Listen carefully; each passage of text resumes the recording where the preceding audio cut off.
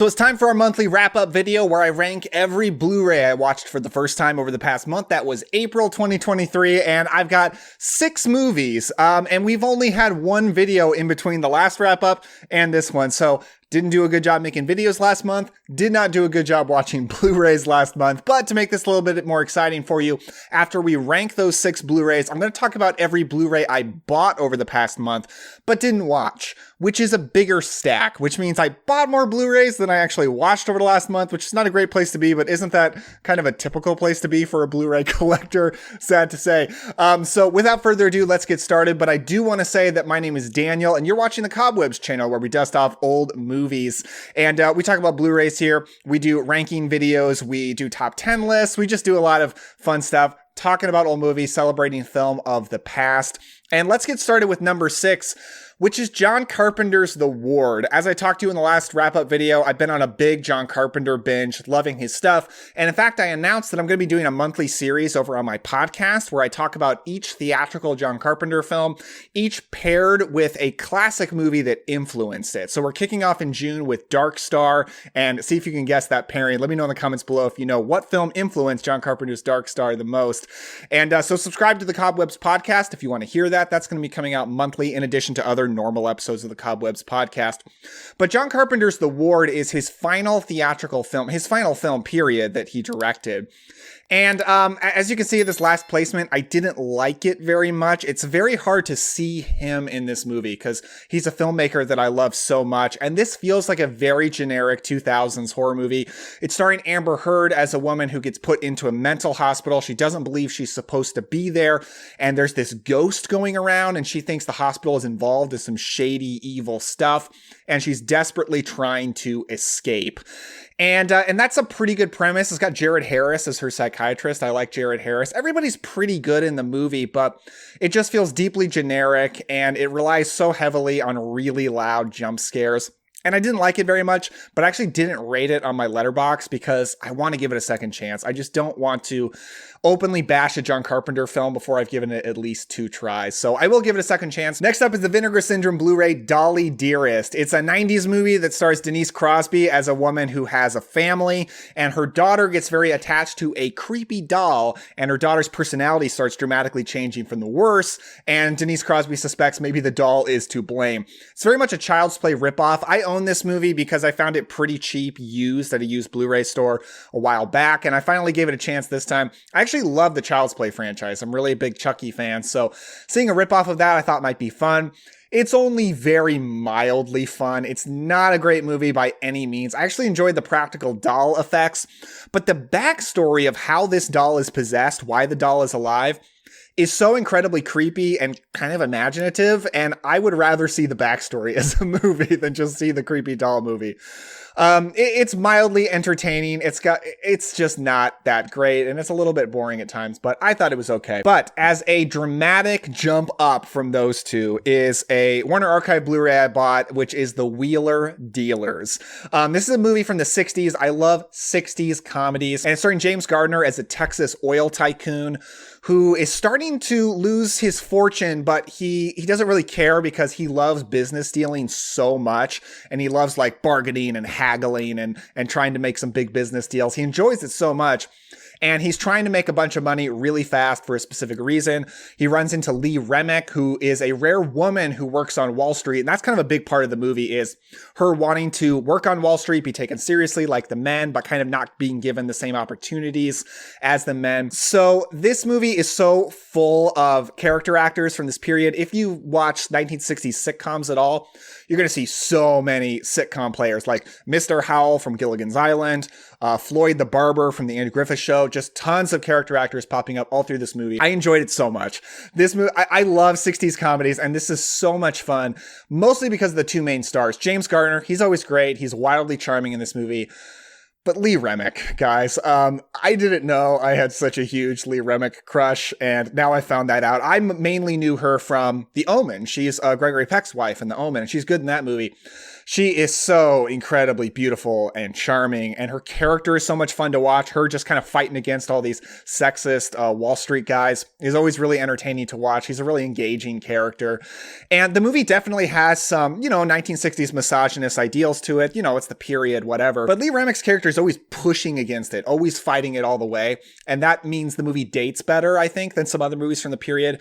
I always say Jane Fonda comedies from this period are like that too. She's always doing the same thing in her movies. It's not super funny all throughout, but I really cared about the romance, and I love these two main actors. So I actually heavily recommend The Wheeler Dealers. It doesn't have great reviews on Letterboxd, but I'm a big fan. I recommend checking it out. Next up is Scream Factory 4K for The Haunting of Julia. I actually did a dedicated video on this release as well as another release that's going to come up later in this list. And this is a 1977 haunted house movie starring Mia Farrow. It's kind of her horror follow-up to Rosemary's Baby, which came out 9 years prior. And it's a spooky haunted house movie in which at the beginning of the movie, her daughter sadly passes away. She leaves her husband because of this. She wants to go have a fresh start on her own. She gets her own house, tries to live on her own. And she starts to figure out maybe the house is haunted and maybe it's haunted by the spirit of her daughter, but she starts unraveling the mystery. And unlike some other haunted house movies that I love, this movie didn't really scare me. Haunted house movies have a good chance at scaring me, and this one didn't really, but I still really enjoyed the story and Mia Farrow's performance. The cinematography is beautiful, and it really shines in 4K because it's a very dark looking movie. A lot of darkness, a lot of shadow, and 4K always really shines with that kind of thing. So it looks fantastic. And it's just a solid, competent haunted house movie, and I enjoyed it. At number 2 is one of the greatest classic films, which is 12 Angry Men. And this just got a 4K release from Kino Lorber. Also did a dedicated video to this, along with The Haunting of Julia, that you can check out. And I love this movie. I've noticed that this is one of the most popular classic films by far. It might be the most popular when it comes to like pre-70s black and white movies. And yeah, it's just a great movie about people talking, directed by Sidney Lumet, starring Henry Fonda and tons of other just fantastic actors all throughout. The movie has so much to say about a wide variety of topics. It's such a topical movie that holds up, I think, totally to this day.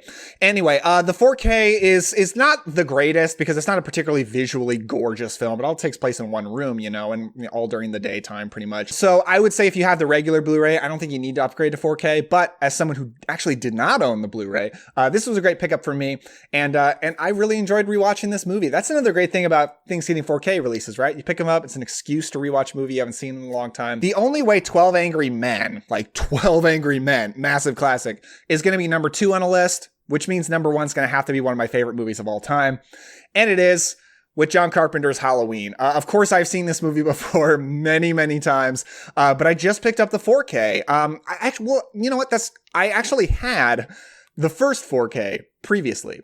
And to me, it was one of the most disappointing 4Ks I've ever bought. I didn't think it looked very good. But then Scream Factory released a new 4K with a new transfer. I finally picked it up, replaced that other one, and this one definitely looks better. 2021 4K scan from the original camera negative, approved by cinematographer Dean Cundy. So it's got stamp of approval. This is how this movie is supposed to look. And it looks fantastic. As you can see right here, it's got alternate cover art of the original poster art, which is one of the most iconic posters of all time. That's okay, but that's the ticket right there. That looks amazing. People's favorite slasher film of all time is usually Halloween or A Nightmare on Elm Street. I've always been a Nightmare on Elm Street guy, but I think recently I've discovered I might be Halloween over Nightmare on Elm Street. One of my favorite movies of all time. I love Michael Myers' look, his mask, the score. I think it's my favorite film score that's not by John Williams, personally. The score is amazing. I just love the look, living in this film. It's just one of the greatest atmosphere movies to me personally. And I love this film with all my heart, and I always enjoy rewatching it. I did this time. So the list got bookended by John Carpenter movies. So that's my ranking of the 6 Blu-rays I watched for the first time over the past month. Now it's time for the haul portion of the video where I show off the movies that I bought over the last month, but just haven't popped in the player yet.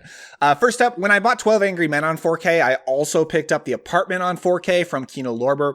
This is one of my favorite movies of all time. A movie I've watched many times, but pretty much always on streaming. It's usually available on streaming. I just never bought the Blu-ray before, but now that it's on 4K, I picked that up. Really enjoy the look of this thing. It's got a solid group of special features. It's got a commentary by a film historian who was the author of Billy Wilder Dancing on the Edge. It's got another commentary from another film historian, Bruce Block. The first one was Joseph McBride.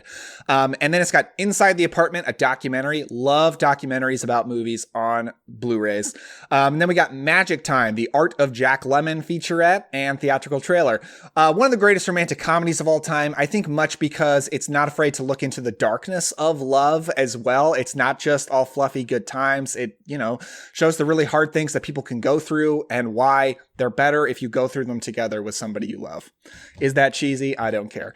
Next up, John Carpenter's Dark Star. Oh, I've got a whole block of John Carpenter movies right here because I'm stocking up on all of his movies that I didn't own before because of that John Carpenter podcast series I'm doing soon. So I did pick up Dark Star, which is a experimental student film that I didn't love the first time I saw it, but I'm looking forward to rewatching it on Blu-ray as opposed to Tubi, which is where I watched it before, and discussing it on the podcast in June. And then I got Elvis, which is John Carpenter's TV movie / miniseries maybe that he made about Elvis, starring Kurt Russell as Elvis. I was actually a fan of the Baz Luhrmann Elvis film starring Austin Butler, and I'm looking forward to seeing this version. And it's 3 hours long, only slightly longer than the Baz Luhrmann film. And then I got Memoirs of an Invisible Man, which is a John Carpenter movie that's one of his least popular movies. A lot of people don't like it. I actually do like it. It is starring Chevy Chase, Daryl Hannah, and Sam Neill. It's the first time John Carpenter worked with Sam Neill, who was one of his favorite actors to work with. And it's an Invisible Man movie that's not really a horror movie. It's not the comedy that you would think it is because it's with Chevy Chase. It's actually primarily inspired by North by Northwest, among some other things. It's kind of like he's trying to make a Hitchcock Man on the Run adventure kind of movie. And I dig it. Next up, here's the other Warner Archive Blu-rays that I picked up in a recent sale. I got the Wheeler Dealers. I actually showed you all these in a short. So if you watch the short, you've seen them before, so I won't take too long on them. Hitchcock's I Confess, which is starring Montgomery Clift. He's a priest who hears a confession of murder. I think he then gets accused of that murder. So he's like, what do I do? Do I say what was told to me in confession, even though that's sacred? I guess I'm not Catholic, to be honest. And I've heard it's fantastic. So I'm really looking forward to seeing that. Just didn't get a chance around to it last month. One Crazy Summer, 80s teen comedy starring John Cusack. I love 80s teen comedies when they're good. I'm not as much of a big John Hughes fan, to be honest. There's some John Hughes stuff I like, but I find that the teen comedies from the 80s I love the most are kind of the ones on the fringes, like Valley Girl and Better Off Dead. So I'm looking forward to seeing One Crazy Summer. Dodsworth, which is a 1930s drama that I've just been recently hearing from many different people is an amazing film. It's starring Walter Houston and Ruth Chatterton, and I haven't even talked about special features. It's got no special features. One Crazy Summer's got a feature-length audio commentary by Curtis Armstrong, Bobcat Goldthwait, and writer-director Savage Steve Holland, and a theatrical trailer. That's great. Warner Archive Blu-rays don't have commentaries very often, so that's cool.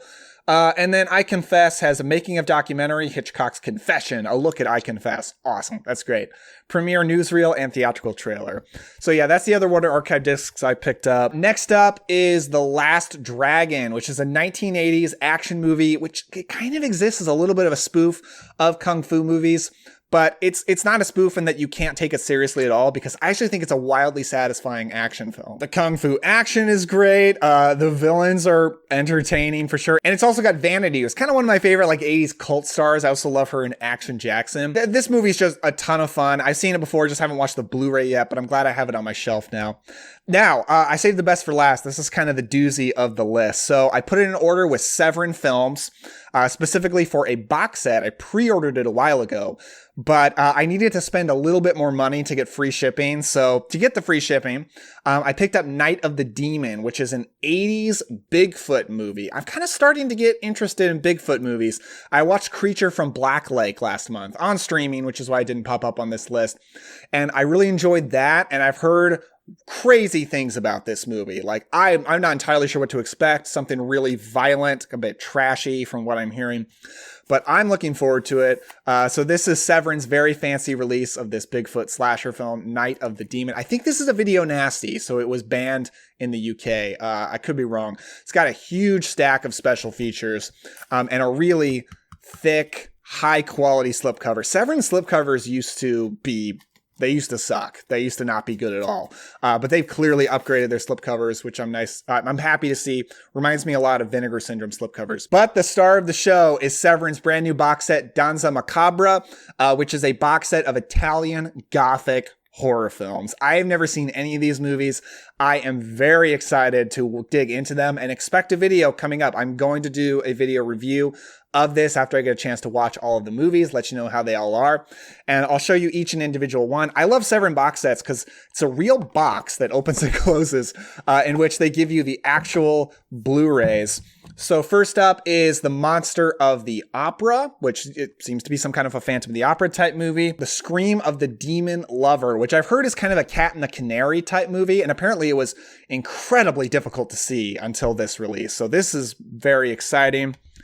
Then we've got Lady Frankenstein. This is a pretty kind of an iconic weirdo cult film. And it's got some big actors in it, if I remember right. Yeah, it's got Joseph Cotton, which is pretty impressive. Yeah, Lady Frankenstein, really excited for that. And next up, The Seventh Grave, which looks to be a vampire movie. From the back, looks to be a black and white film. 2 of these are from the 1960s, and then 2 of them are from the 1970s. I'll have more information for you in that dedicated review, because a lot of times people like to make videos about fancy box sets like this with weird, obscure movies, and they just kind of show you, ooh, look at the packaging. And the packaging is cool, but I want to tell you how the movies are, because like, you shouldn't buy, it's kind of expensive. You shouldn't buy this for the packaging. So I want to let you know if the movies are worth it. So that's coming up soon. I've got some videos coming up. Like the next video will be, and it will be coming out soon, my favorite movies of my favorite movie from every year of the 1970s, continuing that series I've been doing on my channel. We're going to do a review of this and probably some other fun stuff. So thank you so much for watching and for sticking with the channel. Even though there weren't a lot of videos last month, the subscriber count has been jumping. Like there's a lot of support right now, and I really appreciate it. So thank you so much. I will see you next time.